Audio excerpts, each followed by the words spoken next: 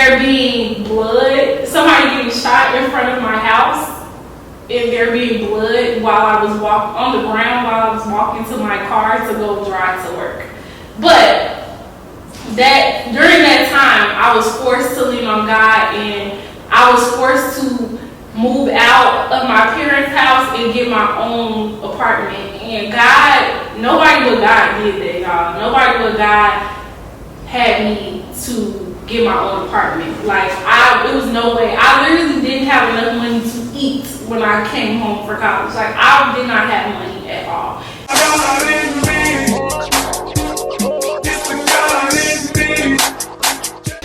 Hey y'all, welcome to my very first episode of my new podcast, Testimony. Let's give it up for the first episode. I'm your host, Dave Parker, and we're going to be getting into hot topics, and I'm going to have super special guests on this podcast. But today, y'all going to be learning about me. So, I'm going to tell you all about my testimony. Let's get into the tea. This podcast was started because I love Christian content. That's kind of what made me come up with the idea of starting this podcast, because all I do is watch Christian TikTok and Christian content on the internet. So that's why I started it. And also, I really love God, as y'all can see, because I love hearing about people's testimonies and just like knowing that God is real in everyday life and hearing stories about how God shows up for other people, because he certainly showed up for me. So yeah, that's why I started Testimony, to have people inspired by stories of everyday life.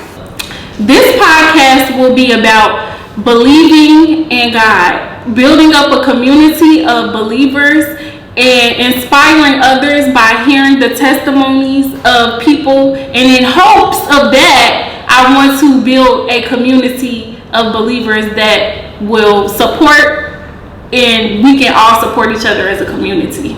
So I want to uplift the community. The next question is, what are my favorite Christian podcasts? And my top 3 favorite Christian podcasts, well, the first one will be Dear Future Wifey with Latera Star Winfield.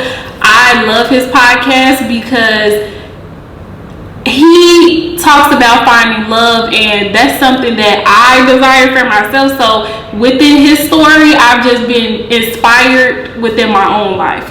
And the second favorite that I have would have to be Soft Life Through Christ. I feel like that podcast is very relatable, because they're 2 young adults like myself that basically showcase their experiences with God, and I can relate to that. So they're just very, very relatable. I love them, and they're very fashionable. I get a lot of my fashion inspo from them. And the third would have to be Joel Osteen. I love Joel Osteen because he just teaches the word, and he helps me to apply it to my everyday life, and helps me to see things through God's lens and the way that God would want me to see it. So I love him. Those are my top 3. The next question is, what can viewers expect from this podcast?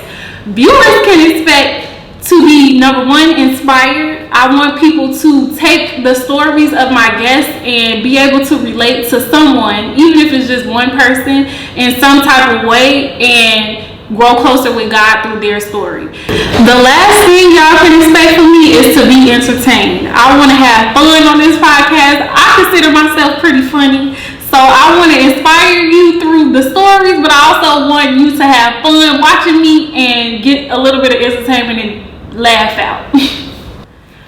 Let's get into what is a testimony.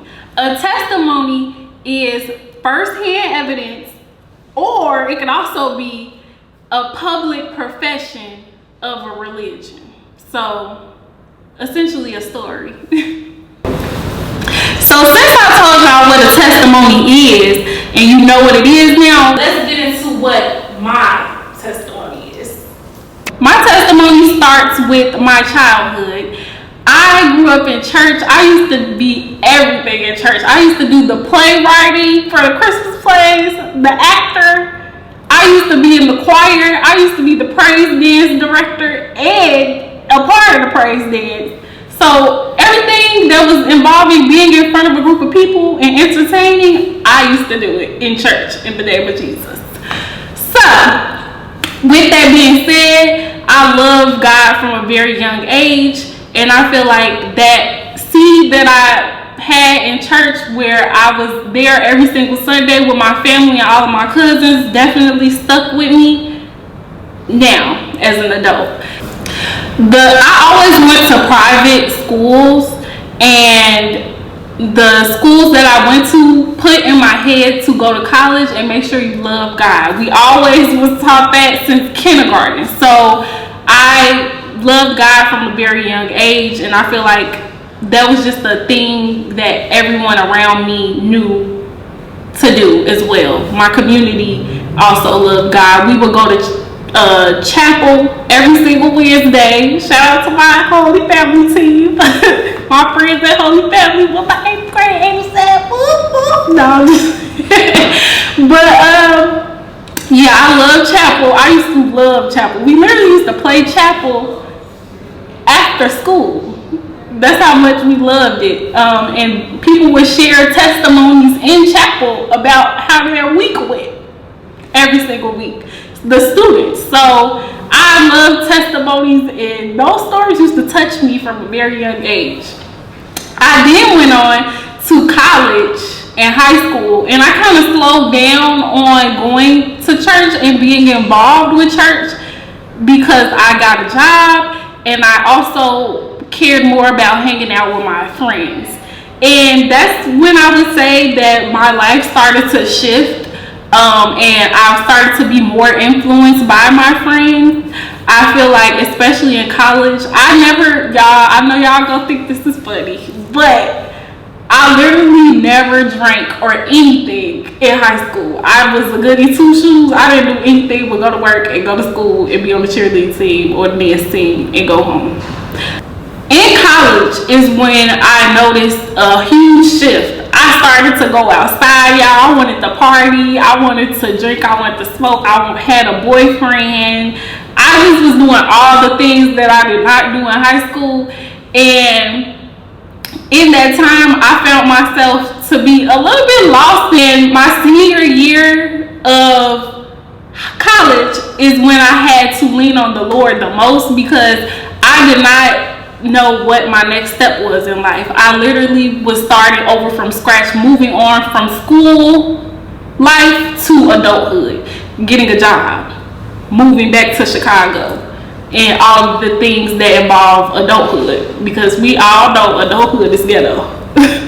So with that being said, that's when I would call my mom crying every single day, stressed out, panicking, not knowing what to do, because I used to lean on my friends and I didn't have them to lean on anymore. And that's when I turned to God, because my mom, I called her, I specifically remember this day, it changed my life forever. I called her, and I called her every day crying, and she told me to pray, because she didn't have the answers either. Like, I literally didn't know what to do but call her.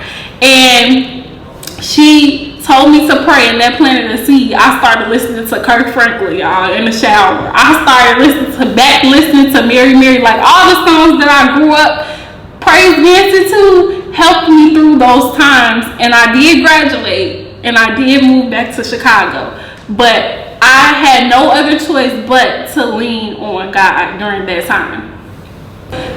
College is what made me want to build a relationship with God, because I needed Him and I was isolated. But post-graduation, post-grad life moving back to Chicago was when I was forced to build a relationship with God. Not forced, but it really drove me to want to build that relationship even more, because y'all, moved home broke. I moved home broke, and I moved home into a neighborhood that was one of the worst neighborhoods on the west side of Chicago. My block was very, very dangerous, to say that in nice terms. I specifically remember there being blood, somebody getting shot in front of my house, and there being blood while I was on the ground while I was walking to my car to go drive to work. But that during that time, I was forced to lean on God, and I was forced to move out of my parents' house and get my own apartment. And God, nobody but God did that, y'all. Nobody but God had me to get my own apartment. Like, it was no way. I literally didn't have enough money to eat when I came home for college. Like, I did not have money at all. And I found myself very, very depressed again. But I overcame those things by going to church. I did start going to Pastor Hannah. That is what made me grow my relationship and learn. I started going to church. So during my time in college, I picked up these habits, and now God has just transitioned me from my post-grad life to now actual adulthood. And I am still becoming better every single day, but I'm reading my Bible. I'm just learning to be obedient to God because His ways are better than my own ways. And sometimes I have to learn it the hard way, but I feel like right now He's still working on me. But I'm grateful to have my podcast, and I'm grateful to just be able to build a relationship with God even more. Okay, y'all, so y'all have heard a little bit about myself and where I come from. Just a girl from Chicago, the Westside. And I just want to say thank you for watching. Go ahead and like this video, comment, and subscribe. Please make sure you're following me on my social media pages. I'm working really hard on my Instagram, so make sure you're following for all the new updates and spills, and the TikTok, and shop my coffee mugs. That's the tea. Say, and that's the tea. Oh. Do it one more time. You can just turn sideways. You don't gotta. 3. Put your arm up. Sorry. Your arm. No, I think you should start like doing that whole end thing, because the audio you don't want it to be like one flowing. Yeah. So say what you said, perfect, but just make sure when you turn and simultaneously turn it. Don't be like, and that's the tea. Like, and that's the tea. Okay. You get me? Ready? 3, 2, 1. Thank y'all for watching. That sums up my video for today. Make sure that you're following me on Instagram at testimonte, and also I'm gonna have that link below. Make sure that you're following us on TikTok, and make sure that you hit the subscribe button and like this video for more content. And yeah, thank you guys for learning about me and spending time with me today. And that's the tea.